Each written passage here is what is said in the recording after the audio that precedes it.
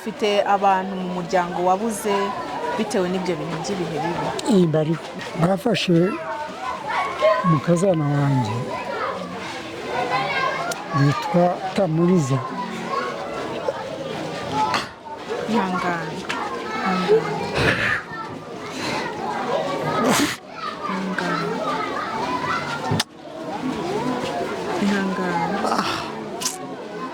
yari afite inda ahetse n'umwana usumbuye. Bagezeyo umwana baramwica, bamuhabura akaboko bakajya bagakubitanira mu gutwi ngo ni aho umwana yumva ibere. Na wa mukazana wanjye baramwica, ubwo niko gahinda nyinshi cyane.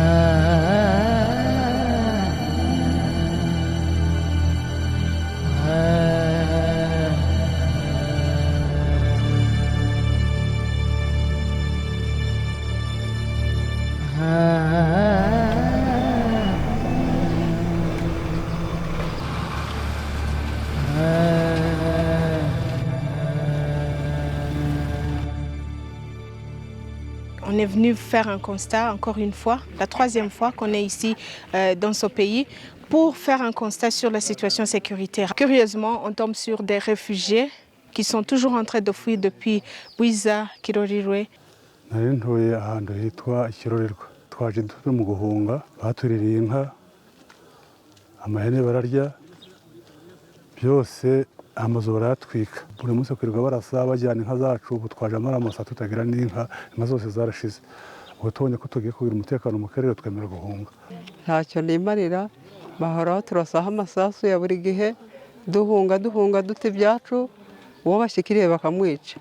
Ni ibibazo bituriho, kandi ubuyobozi burebera bwa Gisegeti bigatuma duhunga kuko twumva nta buvugizi. Abana baratatanye bagiye ukwabo, ubwo nanjye n'umugore nitwe turangaha turi gukurikira abana bari. Ese mujya mugera igihe mugasaba byibuza leta yanyu kugira ngo ibarengere? Leta yacu turengera se buryo ki, kandi leta ya Gisegeti ari yohereza intwaro muri Nyatura n'abamayimayi n'abita ngo n'abari abazaronde n'abari iki bo kuza kuturasa ngo batwice batumare. Ntago batwumva, ntago badutabara, nta butabazi dufite. Iyo tugira ubutabazi ntago tuba duhunze. Ariko EAC imaze igihe yarohereje ingabo zo kubarinda no kubarindira umutekano. Bimeze bite kuki ibintu bikomeza bimeze? Babaca muri humye, nabo ntibokwira imisozi yose. Tuba turi hirya ya EAC. Noneho baza bakashimuta nk'umuntu bakamujyana n'amatungo bakayajyana. EAC rero nayo ntabwo igikurikira abantu, ikurikira amatungo ngo ujye kuyagarura. Ese igisubizo mwebwe nk'abaturage mu kibona hehe? Mwumva cyaba iki? Twavuga ngo hari igisubizo ari nk'icyo Gisegeti ari gukora, ariko kuko ntacyo ari gukora, abo nk'abakozi be nk'abanyatura, nk'abamayimayi, nka FDLR ziri muriya, ugasanga rwose abantu bavuga batese ko umuntu agenda bakamwica, ubundi ibi bizagarukira hehe? Papa, mumaze imyaka myinshi cyane muhunga, ubundi muba murimo muziriki ko muri Abanyekongo? Abanyekongo icyo tuzira ngo ni uko turi Abatutsi. Nk'aho muri ako gace ka Bwiza, nko mu nkengero za Bwiza hadukikije nka Gicanga, nka za Bukombo, aho nta muntu ugerayo witwa Umututsi. Ubwo rero iyo ugiyeyo barakwica. Inkoko iyo iterebutse barayirya, inka yo ni kure kure. Ubwo rero tukabona ntaho kujya, ntaho kunyura, ntaho kugira ute, bahitamo guhunga. La communauté internationale continue à octroyer le refuge à tous ces Congolais depuis déjà 30 ans ou plus que ça. Et personne ne se soucie de leur demander pourquoi vous avez fui pour essayer de régler leurs problèmes de base ou les problèmes qui les poussent à fuir. Et quel est votre mot là-dessus? Quel est le message que vous aimeriez porter à la communauté internationale? Bon, il faut dire qu'il y a une part de la communauté internationale dans tout ce qui est arrivé. Ça, nous ne pouvons pas le refuser parce que la communauté internationale, et ce qui est normal d'ailleurs, défend ses intérêts. Les États défendent leurs intérêts. Mais les États qui s'appellent civilisés, qui prônent les droits de l'homme, qui protègent par des textes qu'ils ont votés aux Nations Unies et dans les différents forums pour protéger la vie humaine, devraient normalement s'engager pour protéger ces citoyens congolais aujourd'hui qu'on qualifie de non-congolais à cause de la langue qu'ils parlent, qu'on envoie aujourd'hui en exil et qu'on tente de faire passer pour des apatrides. Je crois que la communauté internationale devait se lever ensemble et dire non à ça. Mais il faut dire que si la communauté internationale ne le fait pas, cela ne veut pas dire que nous, Congolais, nous ne devons pas le faire.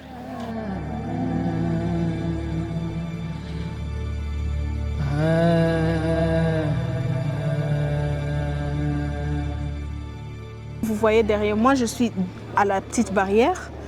Il y en a qui sont arrivés de la grande barrière, il y en a qui arrivent de l'autre côté. Et donc, ils viennent de partout, quoi.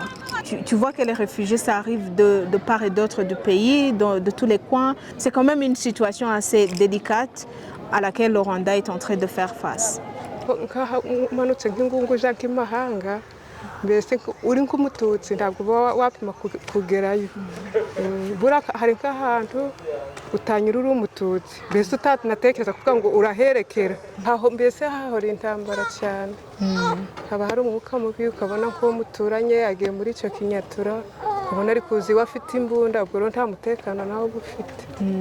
Wigeze gukurizaho umbwira yuko muri benshi ari abantu benshi cyane bahunze muri za Masisi n'inki za Bucu? Barahunze cyane mbese nk'iwacu aho ngaho tuvuye wabara nk'abantu mbese ubwoko abatutsi bahasigaye ni bakeya cyane abantu bageze nko mu 10 nk'isantere yose urukumva bari bakeya.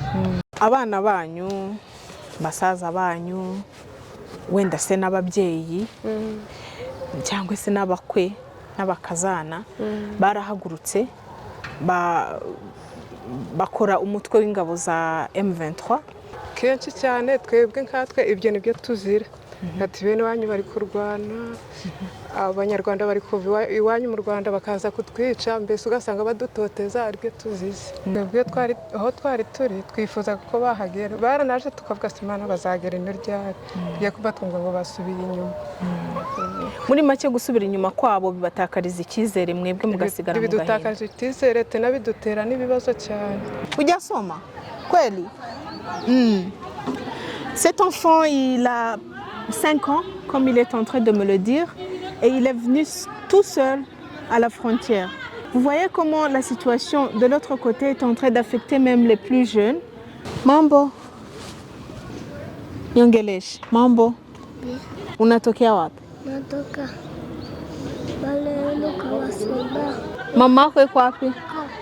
Mkambi. Iko Mkambi. Baba yako iko wapi? Baba.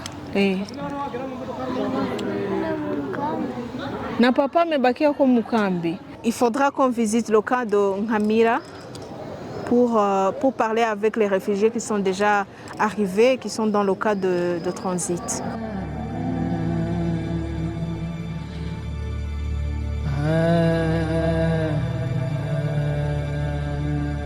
Iki cyanga byari byifashe gute ugenda? Amazi n'abanyatura bamaze habaho nanjye kuvaho nari ntuye mu misozi nabwo bamaze kumurima abantu cyane abantu bari kwanga kubica bari gushira buriya nta tungo rikiriyo kimwe nk'iryambuye ryo mu Rwanda cyangwa kare hanyuma se ufite abantu mu muryango wabuze bitewe n'ibyo bintu by'ibihe bibi? iyi bariho bafashe umukazana wanjye yitwa Tamuriza. Ihangane.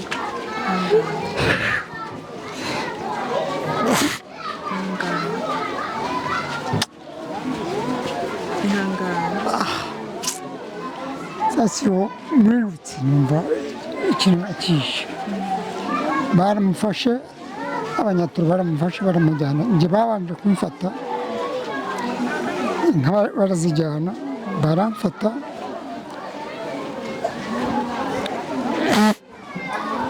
mbacika, maze gutanga ibihumbi 3 by'amadolari. Maze kubatoroka ndaza njya hari ibicanga, basanga umukazana ngo ari gukura ibirayi, yari afite inda ahetse n'umwana usumbuye, baramufata baramujyana. Bagezeyo umwana baramwica, bamuhabura akaboko bakajya bagakubitanira mu gutwi ngo ni aho umwana wumva ibere. Na mukazana wanjye baramwica. Ubwo niko gahinda nyinshi cyane. Nubwo bambwira ngo ni ntange n'aba bana bose ariko bandeke nsubireyo, mbega nta hantu ibyatsimbatsimba ry'inyo cya kera. Intambara yateye mama araje iminsi 3 apfuye, ikiro kitararashira. Haza rero abanyatura ari bo bitwa abazungu, harimo n'umuntu w'iwacu tuziranye, bandaje nabi, n'ubu mfite ikibazo mba hano kwa muganga, navaga ubudatsina, ntabwo nasinziraga. N'ubu mfite randevu yo kuzanjyana mu Gisenyi kwa 2 bajye kurana wenda nta bundi bwandu bansigiye. Izi zose zaringoye ngizi hano nkuye mukareba, ni ibisu bajya bateraguramo, abaganga babona nabiberetse. Ubwo baguteye ibyuma se? Nibyo biso nyine, ino ni ibyuma. Ubwo nza kugira Imana haza umukuru hafi y'imyanya yawe y'ibanga se cyangwa ku maguru? ngaha nako zakumva uvuga bagufashe ku ngufu nabi, kandi umwe avaho ndajyaho. Banganaga iki?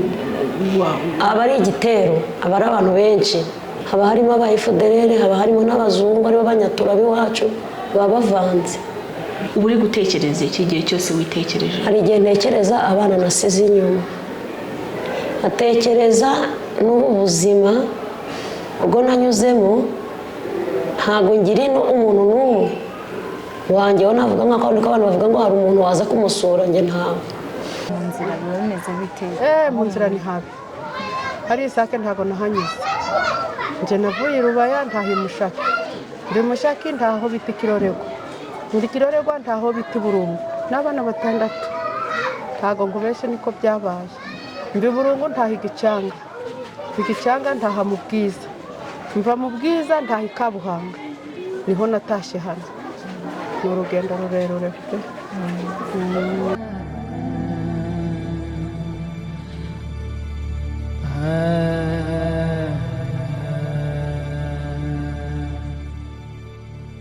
Il y a des réfugiés rwandais qui viennent d'arriver. Ce sont des gens qui avaient fui le Rwanda dans les années 1994 jusqu'en 1998 pendant l'atrocité qui a frappé le pays.